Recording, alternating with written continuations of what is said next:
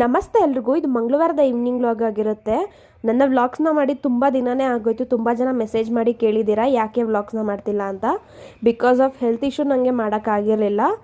ನಾನಿವತ್ತು ಸಂಜೆ ಊಟಕ್ಕೆ ಅಂತ ಹೇಳಿ ಕಬಾಬ್ ಮಾಡ್ಕೋತಿದ್ದೆ, ಜೊತೆಯಲ್ಲಿ ಮಶ್ರೂಮ್ ಕರಿ ರೈಸ್ ಮಾಡ್ಕೋತಿದ್ದೆ. ಮಶ್ರೂಮ್ ಕರಿಗೆ ಅಂತ ಹೇಳಿ ಒಂದು ಬೌಲ್ಗೆ ಮಶ್ರೂಮ್ನ ಹಾಕ್ಕೊಂಡು ಸ್ವಲ್ಪ ಬಿಸಿನೀರು ಅರಿಶಿನ ಹಾಕಿ ನೆನೆಸಿಡ್ತಾ ಇದ್ದೀನಿ.